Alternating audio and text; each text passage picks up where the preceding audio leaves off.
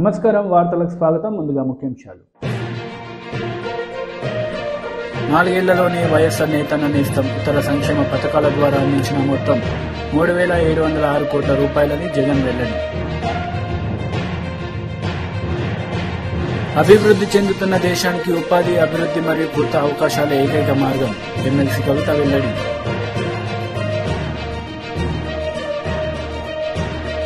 BJP రాష్ట్ర అధ్యక్షుడిగా కిషన్ రెడ్డి తొలి ప్రెస్ మీట్ నిర్వహించారు. ఈ సందర్భంగా పలు అంశాలపై ఆయన మాట్లాడారు. ఈ తెలంగాణ రాష్ట్రంలో కూడా 1,200 మంది తెలంగాణ బిడ్డలు ఆత్మ బలిదానం చేసుకొని తెలంగాణలో ఉన్నటువంటి 4 కోట్ల మంది ప్రజలు కూడా పోరాటాలు చేసి సాధించుకున్నటువంటి తెలంగాణ ఒక కల్వకుంట్ల కుటుంబం చేతిలో బందీ అయి ఒక నయా నిజాం లాగా ఈ రోజు కేసీఆర్ ఆయన కుటుంబము ఈ తెలంగాణ మీద మాకే అధికారం ఉంది, మేము ఈ తెలంగాణకు నిజాములము, ఈ తెలంగాణకు రాజులము, మీరందరూ మాకు బానిసలుగా ఉండాలి, నేను ఇప్పుడు ముఖ్యమంత్రి నాకు బానిసలుగా ఉండండి, తర్వాత నా కొడుకుకు బానిసలుగా ఉండండి, తర్వాత మనమడు కూడా తయారవుతున్నాడు. చూశారు మీరు, నా మనమడు కూడా సిద్ధంగా ఉన్నాడు. ఓ తెలంగాణ ప్రజలారా, మీరంతా అమాయకులు, మా పల్లెకులు మోయాలి, మాకు బోయలుగా ఉండాలి అన్నటువంటి దురంకారపూరితమైనటువంటి అహంకారపూరితమైనటువంటి ఈ రోజు కల్వకుంట్ల కుటుంబానికి ఆ యొక్క పరిపాలనకు ప్రజలు చరమగీతం పాడాల్సినటువంటి అవసరం ఉంది. యుద్ధం అంటూ జరిగితే కత్తికి కూడా కనికరం ఉంటుంది తప్ప తెలంగాణ ప్రజలకు కనికరం ఉండదు. కేసీఆర్ గారు 1,200 మంది తెలంగాణ తమ్ముళ్ళు, అక్కలు, చెల్లెళ్ళు ఆత్మ బలిదానం చేసుకొని ప్రాణాలు తృణప్రాయంగా వదిలేస్తే ఆ కుర్చీలో కూర్చున్నావు. ఉద్యోగస్తులు, కార్మికులు, కర్షకులు, రైతులు, విద్యార్థులు, యువకులు, ఉద్యోగస్తులు ఏ ఒక్కరు కాదు, 4 కోట్ల మంది సకల జనులు, జర్నలిస్టులతో సహా, ఆర్టీసీ కార్మికులతో సహా, సింగరేణి కార్మికులతో సహా త్యాగాలు చేసి సమ్మెలు చేస్తే ఆ సమ్మెల ఫలితంగా నువ్వు కుర్చీలో కూర్చున్నావు. ఈ రోజు ఉద్యమాలు చేయొద్దంటావు, ధర్నా చౌక్ బ్యాన్ చేస్తావు. సమయం వచ్చింది. ఈ రోజు ఎక్కడైతే బీజేపీ కార్యకర్తలు హౌస్ అరెస్ట్ చేస్తున్నారో, ఈ హౌస్ అరెస్ట్ చేయాలని ఏ కేసీఆర్ కుటుంబం అయితే ఈ రోజు ఆదేశాలు ఇస్తుందో ఆ కేసీఆర్ కుటుంబాన్ని ఫామ్ హౌస్ లో అరెస్ట్ చేయాల్సిన సమయం వచ్చింది. హౌస్ అరెస్ట్ కాదు, ఫామ్ హౌస్ అరెస్ట్ చేయిస్తాము. రోజులు లెక్క పెట్టుకోండి. రజాకారులనే పరిగెత్తించి కొట్టినటువంటి చరిత్ర నా తెలంగాణ సమాజాన్ని. తుపాకులు వస్తే కూడా లెక్క పెట్టకుండా నా తెలంగాణ ఆడబిడ్డల రోజు నిజాం ప్రభుత్వానికి వ్యతిరేకంగా, రజాకారులకు వ్యతిరేకంగా మిర్చి పొట్లాలు చేతబట్టి రోకలు బంద్. హైదరాబాద్ లోని ఎంసీఆర్ హెచ్ఆర్డిఐలో యువ రాష్ట్రంగా ఉండే సవాళ్లు అనే అంశంపై అభయ్ త్రిపాఠి స్మారక ఉపన్యాసం అందించారు మంత్రి కేటీఆర్. ఈ రాష్ట్రంని గొప్ప నాయకులు పాలించారని గుర్తు చేశారు. Properly and judiciously. So we have not only ensured that the 46,000 lakes and tanks in Telangana are given the much needed fillip through Mission Kakatiya. We have strengthened these lakes, tanks. We have done it in a mission mode and ensured that every drop of water that trickles in benefits not only that village but the entire groundwater table around in the surrounding habitations as well. We also have ensured that not just these small resources but also the large resources that we need, because River Godavari and Krishna run at a much lower contour compared to the entire state of Telangana. Hyderabad as a city is at 535 meters above sea level. The highest mount in Telangana is at 650 meters, whereas Godavari runs at about 80-90 meters above sea level. So the only way we can actually use this water and bring this water to our barren fields is by way of lifting them through multiple stages. That's exactly what we have done. People talk about China. People talk about Three Gorges and how well the Chinese work, how quickly they move, how quickly they get things done, etc., etc. But it's unfortunate that not many of us know. And I would appreciate it if you actually Google after you go home, or even now if you want. You can Google and you can just type in the world's largest lift irrigation project. It is in Telangana. The project is called Kaleshwaram, where we lift water from 80 meters above sea level all the way up to 618 meters. Now this project alone provides water for irrigation, water for farmers to about 45 lakh acres. It provides for drinking water needs of Hyderabad. It also has 15% earmarked for industrial consumption.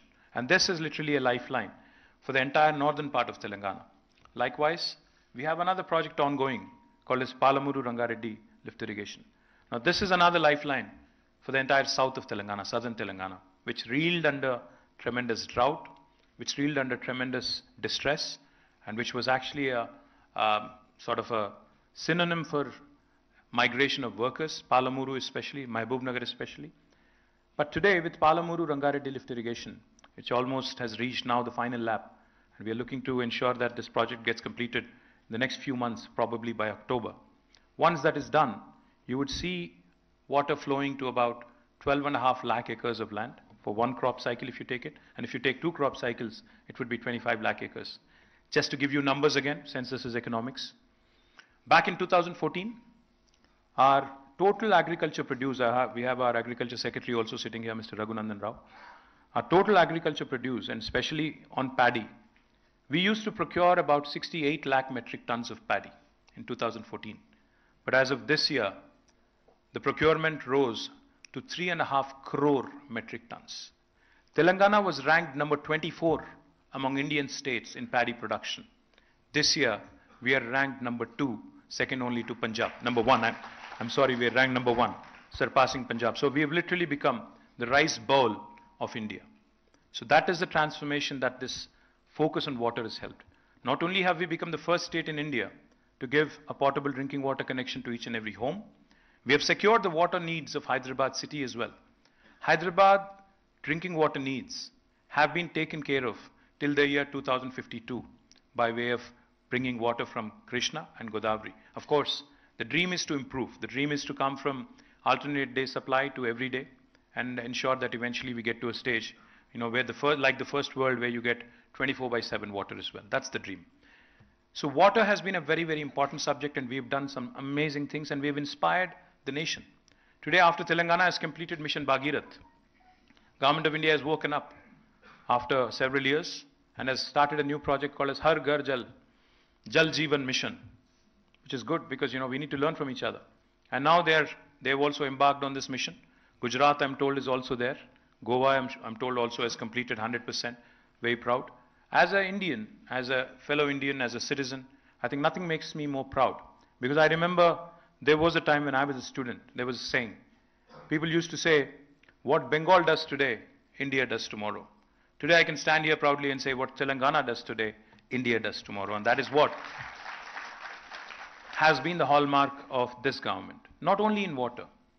We have done exceptionally well in making sure that even fiscal prudence has been taken into account. A lot of people accuse us of a lot of things. But I can tell you with a lot of confidence, the way we have leveraged the economy, the way the GSDP kept growing, the way the per capita kept growing, has given us scope to raise debt. Has given us scope to raise debt and invest in infrastructure. A lot of people, make a hue and cry, especially the opposition in my state.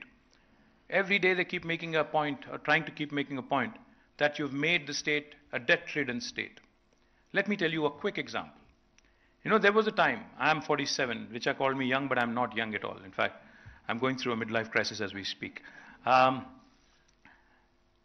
was a time in my prior generation, or in my father's generation, so if I have to put it more succinctly, where the thinking used to be, even if you're a bureaucrat, the thinking used to be, by the time I retire from my service, I should be able to have a house in Prashasan Nagar or wherever you can afford, and maybe build a house.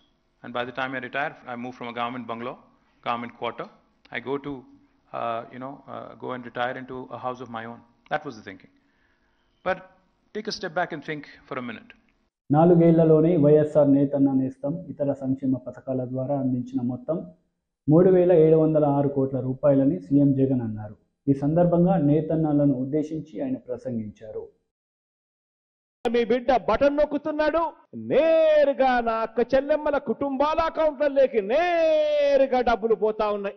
ఎక్కడా లంచాలు లేవు, ఎక్కడా వివక్ష లేదు. నేరుగా నా నిరుపేదల కుటుంబాల అకౌంట్లలోకి నేరుగా వెళ్లే పరిస్థితి ఈ 4 సంవత్సరాల కాలంలో మీ బిడ్డ హయాంలో ఇది జరుగుతా ఉంది అని చెప్పడానికి సంతోషపడతా ఉన్నా.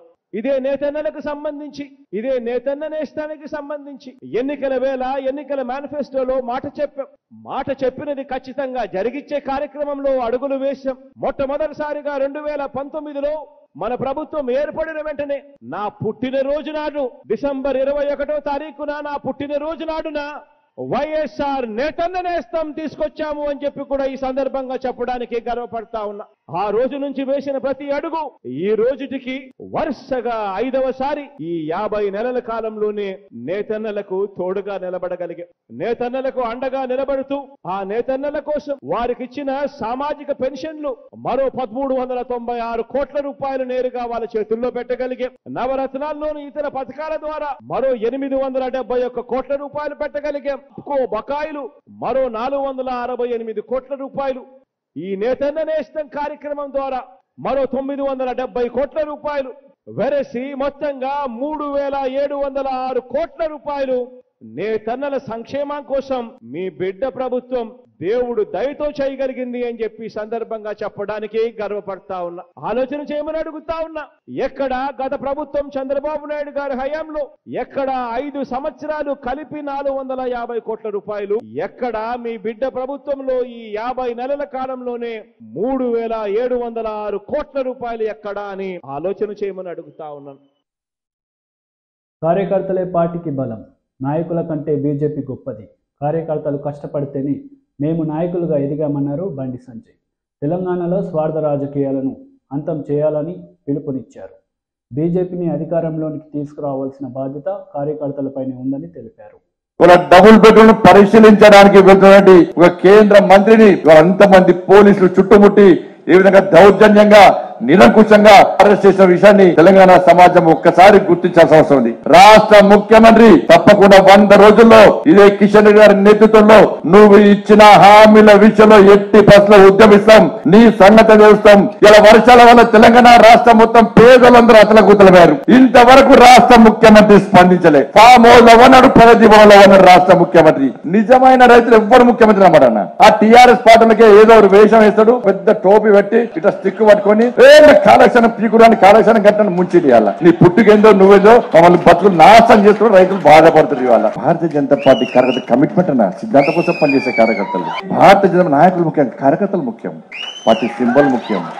అరే మీరందరూ కష్టపడుతున్నా అందరం గెలిచామన్నా. అటువంటి పరిస్థితుల్లో తెలంగాణ రాష్ట్రంలో మన అధికారం రావాలన్నా, తెలంగాణ రాష్ట్రంలో మనం అధికారం రాకుంటే మళ్ళా బీఆర్ఎస్ పార్టీ అధికారం రాదన్నా, కాంగ్రెస్ పార్టీ అసలే రాదన్న. కాంగ్రెస్ పార్టీ వచ్చేది మనమే. నిన్ననే బయటకు వచ్చాడన్నా గజ్వేల్ కార్యకర్తలు, నిన్ననే ఫోన్ చేసి మాట్లాడన్నా. శివాజీ స్టాచ్యూ దగ్గర ఒక ఫాల్త్ గారు వచ్చి టాయిలెట్ చేస్తే ఊకుంటామన్నా. ఇలా వారిని జైలు పంపడం కాదన్నా, మన కార్యకర్తలను జైలు పంపితే నిన్ననే బయలుకెళ్ళి బయటకు వచ్చిన హీరోలు అందరు పోయి జైల్లో కలిసినా. ఒక్కసారి వాళ్ళు అనుకున్నా, వాళ్ళు ఒక్కసారి అనుకుంటే జోష్ వస్తున్నా వీరులు వాళ్ళందరూ గజ్వేల్ కార్యకర్తలు. వాళ్ళందరికీ నిజంగా హ్యాట్స్ ఆఫ్ అన్న కార్యకర్తలందరూ కూడా.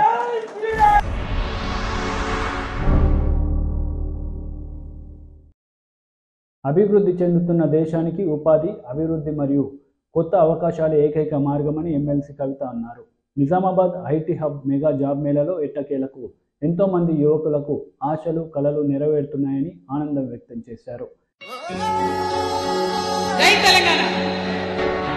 అందరికీ నమస్కారం.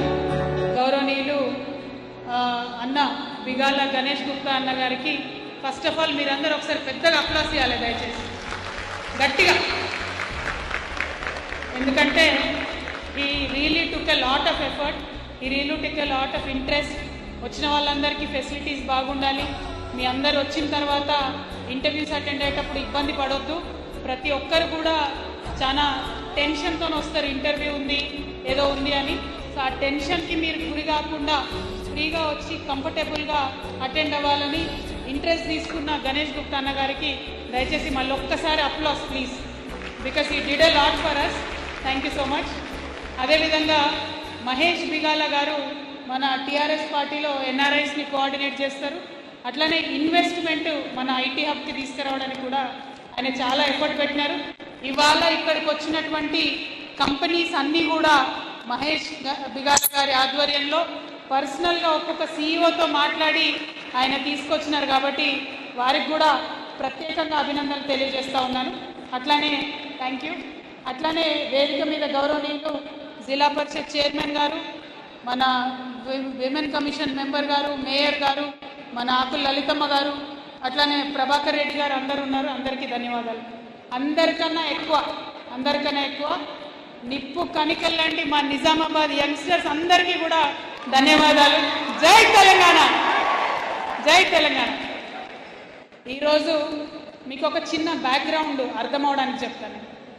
ఇదివరకు ఐటీ అంటే, ఐటీ ఉద్యోగాలంటే, ఇండస్ట్రీస్ అంటే హైదరాబాద్, బెంగళూరు, పూణే, ఇంకెక్కడెక్కడికో పోవాలని ఒక ఆలోచన. సో తెలంగాణ రాష్ట్రం వచ్చిన తర్వాత గౌరవ ముఖ్యమంత్రి గారు ఆలోచన చేసి మొత్తం ఐటీ కంపెనీలన్నీ హైదరాబాద్ చుట్టే ఉంటే మరి రూరల్ బ్యాక్గ్రౌండ్ నుండి వచ్చేటటువంటి పిల్లలకు ఏం చేయాలి అన్నది ఒక ఆలోచన చేశాం.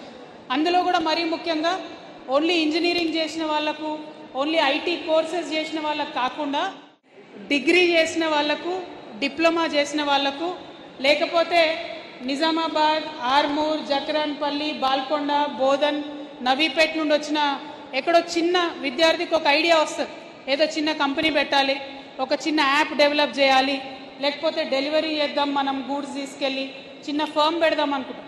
ఎక్కడికి పోవాలి, వాళ్ళు ఏం చేయాలి, దానికి ఒక ఫెసిలిటీ ఉండాలి, దానికి ఒక హబ్ ఉండాలి, ఒక ప్లేస్ ఉండాలి అని ఒక ఆలోచన చేసాం.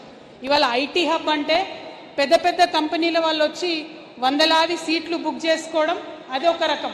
కానీ నిజామాబాద్లో ఉన్నటువంటి నిజామాబాద్లో ఉన్నటువంటి ఒక విద్యార్థి తను ఒక చిన్న ఫర్మ్ స్టార్ట్ చేయాలనుకుంటాడు. అందులో ఇద్దరే ఎంప్లాయీస్ ఉంటారు. You can go to IT hub, you can book 2 seats and your company will start. You can start working on it. మీకు ఒక ఐడియా వచ్చింది అనుకోండి, ఏదో యాప్ చేద్దాం అనుకున్నారు అనుకోండి, సపరేట్గా ఆఫీస్ తీసుకొని దానికి కరెంట్ కనెక్షన్ పెట్టుకొని ఇబ్బంది పడే కన్నా you can go to IT hub, you can book 5 seats, you can start developing your app. ఎందుకోసం ఇది, ఇవాళ ఐటీ హబ్లో ఒక్కొక్క సీట్లో కూర్చోవడానికి మంత్లీ 3,500 రూపీస్ మాత్రమే ఛార్జ్ చేస్తారు. వేరైస్ మీరు బయట ఆఫీస్ పెట్టుకొని బయట కరెంట్ కనెక్షన్ తీసుకొని మొత్తం ఫెసిలిటీ మెయింటైన్ చేయాలంటే more than 15,000 rupees per seat అవుతుంది. సో ఇవాళ తెలంగాణ గవర్నమెంట్ చేసింది ఏంది, మొత్తం బిల్డింగ్ని 3.5 ఎకరాలలో 50,000 స్క్వేర్ ఫీట్లు 40 కోట్ల రూపాయలు ఖర్చు పెట్టి బిల్డింగ్ కట్టించి ఫ్రీగా కరెంట్ ఇచ్చి వాటర్ ఇచ్చి దానిలో మొత్తం సీటింగ్ ప్లగ్ అండ్ ప్లే లాగా. So any company, any person, suppose నువ్వే ఉన్నావు అనుకో, ఓ 6 months నేను రీసెర్చ్ చేసుకుంటా జాబ్ చేయ అనుకున్నావు, you can go to IT hub, you can book a seat 3,500 rupees per month, sit there, do your research, then take a call, what do you want to do in this country. So అట్లా కూడా చేసుకోవచ్చు. So IT hub అంటే ఏదో నేను జాబ్నే ఉద్యోగం కోసం పోతున్నా అనుకోవద్దు. మీరు ఉద్యోగాలు క్రియేట్ చేయాలంటే కూడా మీరు ఐటీ హబ్ని వాడుకోవచ్చు. దయచేసి ఆ విషయాన్ని మర్చిపోవద్దు, ఆ విషయం గురించి ఆలోచన చేయాలి. మన జిల్లా నుండే మనకు చాలా మంది ఇన్స్పిరేషన్ ఉన్నారు. రెడ్ బస్ పేరున్నారు ఎప్పుడన్నా? రెడ్ బస్ ఫనీ మనదే జిల్లా. కాకతీయ శాండ్ బాక్స్ ఉంటుంది, రాజేందర్ రెడ్డి గారు మన జిల్లానే. ఇవాళ అమెరికాలో, ఆస్ట్రేలియాలో ఎక్కడ చూసినా వందలాది మంది నిజామాబాద్ బిడ్డలు వెళ్ళి అక్కడ పెద్ద పెద్ద కంపెనీలు పెట్టిండ్రు. ఇవాళ ఇక్కడికి వచ్చే వాళ్ళు కూడా నిజామాబాద్ వాళ్ళు ఉన్నారు. తెలంగాణ వ్యాప్తంగా కంపెనీస్ పెట్టుకున్న వాళ్ళు మళ్ళీ మన దగ్గరకు వచ్చి జాబ్స్ ఇస్తున్నారు. సో మీ అందరితో నా రిక్వెస్ట్ ఒకటే, ఐటీ హబ్లో ఉన్న స్పేసెస్ వాడుకోండి దయచేసి. ఇవాళ you might get a job, you might not get a job, that is okay, part of life. First ఇంటర్వ్యూలో అందరికీ జాబ్ రావాలని లేదు, చాలా మందికి వస్తుంది, రాదు, different story. But give your best shot. కానీ you can give jobs to 10 people. How can you do that? అది ఆలోచించండి. ఇవాళ మనకు ఐటీ హబ్లో 745 సీట్స్ ఉన్నాయి. 745 సీట్స్లో కంపెనీస్ వచ్చే వాళ్ళు, హైర్ చేసుకునే వాళ్ళు ఒక రకం అయితే, నిజామాబాద్ నుండి కొత్తగా కంపెనీస్ పెడదాం అనుకునే వాళ్ళు, మీ అంతటా మీరు ఏదైనా డెవలప్ చేద్దాం అనుకునే వాళ్ళు, you have a right, you can go to IT hub, you can book the number of seats and start your business. And నేనైతే ఒకటే అనుకుంటా, మనం ఎందుకు జాబ్ చేయాలి, మనం 10 జాబ్లు క్రియేట్ చేయాలి అన్నదే నేను అనుకుంటా. సో అట్లా ఆలోచించవలసిందిగా మీ అందరినీ కూడా నేను దయచేసి రిక్వెస్ట్ చేస్తాను. One more thing you should know, మన ఐటీ హబ్లో 745 సీట్స్ ఉన్నాయి. కానీ దాంతోపాటు టాస్క్ అంటే Telangana academy of skill and knowledge, ఆ సెంటర్ను కూడా పెట్టినాం. అందులో ఒకటేసారి they can train around 1000 students. TDP polit bureau సభ్యులు వర్లరామయ్య మీడియా సమావేశం నిర్వహించారు. ఈ సందర్భంగా పలు అంశాలపై ఆయన మాట్లాడారు.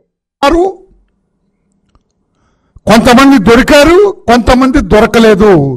ఈ డేటా కలెక్షన్కి మీరు ఎవరికైనా పంపితే వాళ్ళ ద్వారా ఏదైనా జరిగిందని తన అనుమానాన్ని వ్యక్తం చేస్తే ఆయన మీద కేసు పెడతారండి గౌరవ ముఖ్యమంత్రి గారు? కేసు పెడతారా? అంటే ఎవరు కూడా మిమ్మల్ని ప్రశ్నించకూడదు, మీ ప్రభుత్వ విధానాలనే ప్రశ్నించకూడదు. ఇది ఎక్కడ న్యాయం అని అడుగుతున్నా. పవన్ కళ్యాణ్ గారి గొంతు ఎందుకు నొక్కుతున్నారని నేను అడుగుతున్నా.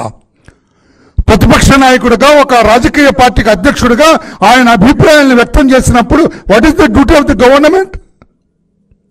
ఇది కాదయ్యా, మీరు అడిగిన ప్రశ్నకి సమాధానం ఇది అని రిజైండర్ ఇవ్వాలా? మీరు దానికి ఎక్స్ప్లెనేషన్ ఇవ్వాలా? మీరు అడుగుతున్నది కరెక్ట్ కాదు, ఈ డేటా ఇలా మా వాళ్ళు కలెక్ట్ చేస్తున్నారు, వాలంటీర్స్ ఫలానా చోటుకు పంపిస్తున్నారు, అక్కడ జాగ్రత్తగా నిక్షిప్తం చేస్తారు, ఈ డేటా ఎక్కడికి వెళ్ళదు, యువతులు బాలికలు మిస్ అవటానికి దీనికి సంబంధం లేదు, మీరు పొరపాటు పడ్డారు, దిస్ ఈస్ ది ఫ్యాక్ట్స్ అని చెప్పాలి. అడిగితే చంపేస్తారా? అడిగితే తుపాకీతో కాల్చేస్తారా? ఎంతమంది పవన్ కళ్యాణ్ల మీద కేసులు పెడతారు? ఎంతమంది పవన్ కళ్యాణ్లను ఇబ్బంది పెడతారు? ఎంతమంది పవన్ కళ్యాణ్ను జైలుకు పంపుతారు? ఎంతమంది పవన్ కళ్యాణ్ను అరెస్ట్ చేస్తారు? మరి మీ వాడు ఇక్కడ అన్నాడండి, ఇది డిఫేమేషన్ కాదా? నేను అడుగుతున్నాను. ధర్మాన ప్రసాదరావు నిన్న ఒక మాట అన్నాడు, మనకే ఓటేస్తారని దేవునిపై ఒట్టేయించండి, వాలంటీర్లందరూ తెదేపా కార్యకర్తలే. ఇది డిఫేమింగ్ దెమ్ కదా? వాళ్ళని డిఫేమ్ చేసినట్టు కాదా? మరి ఆయన మీద కూడా 199 సిఆర్పిసి అప్లై చేసి కేసు పెడతారా మినిస్టర్ మీద? ఇక్కడ ఈమె హోమ్ మినిస్టర్ శ్రీమతి తానేటి వనిత గారు వాలంటీర్ పోస్టులు ఇచ్చింది మన పార్టీ వారికే కదా? వాలంటీర్ పోస్టులు ఇచ్చింది మన పార్టీ వారికే కదా అని ఆమె అంటున్నారు.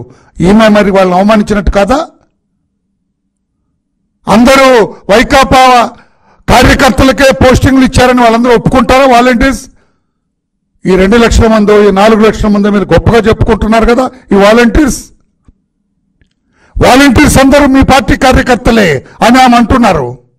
ఇది వాళ్ళని అవమానించినట్టు కాదా? మరి ఈ మీద డిఫర్మేషన్ పెడతారా? సమాధానం చెబుతారా? ఇంకా ఏటు విజయసాయి రెడ్డి అతను మరి పబ్లిక్ మీటింగ్లో చెప్పాడు, వాలంటీర్ వ్యవస్థ పెట్టింది మేము, మా పార్టీ కార్యకర్తలందరినీ వాలంటీర్లు చేశాము. పార్టీ కార్యకర్తలంటే వాలంటీర్స్. ధర్మాన ప్రసాదరావు, పార్టీ కార్యకర్తలంటే volunteers. Is it not defaming the volunteers? Defame చేసినట్టు కాదా? మరి వాళ్ళ మీద యాక్షన్ తీసుకోరా? ధర్మాన ప్రసాదరావు, శ్రీమతి తానేటి వనిత హోమ్ మినిస్టర్, ఏటు విజయసాయి రెడ్డి, వీళ్ళందరి మీద తీసుకోరా? ఏమి పవన్ కళ్యాణే కనిపించాడా? ఏమైనా బలహీనంగా కనిపించాడా? ఏమి యాక్షన్ తీసుకున్నా పర్వాలేదు అనుకుంటున్నారా? సరైంది కాదు. ప్రతిపక్షాలన్నీ కూడా ఏకమై మీ అరాచక పరిపాలన తరిమి కొట్టే రోజు దగ్గరలో ఉందని గ్రహించండి అని చెప్పుకొని తెలియజేస్తున్నా. మరి మీ బూతుల మంత్రి కొడాలి నాని, మీ పనికిరాని మంత్రి జోగి రమేష్, మంత్రిగా అన్ఫిట్ అని మీకు పీకి పడేసిన పేరుని నాని, వీళ్ళందరూ కూడా చంద్రబాబు గారిని ఎంతెంత మాటలు మాట్లాడినారు. మరి చంద్రబాబు గారు కూడా పబ్లిక్ సర్వెంటే కదా?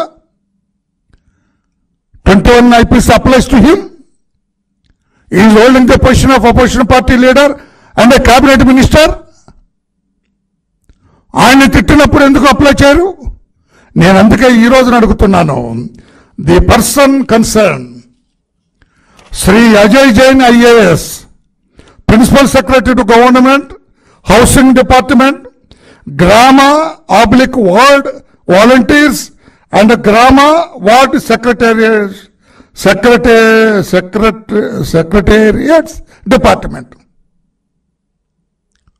ఈ అజయ్ జైన్ గారే నిన్న 199 CRPC కింద పవన్ కళ్యాణ్ గారిని. వార్తలు ముగించే ముందు ముఖ్యాంశాలు మరోసారి.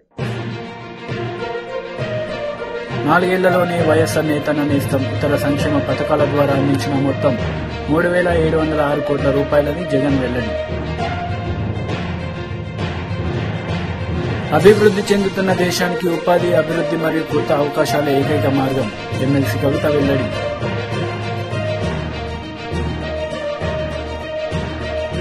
ఈ వార్తలు ఇంతటితో సమాప్తం. తిరిగి ప్రసారమయ్యే వార్తల్లో మళ్ళీ కలుద్దాం. అంతవరకు సెలవు. నమస్తే.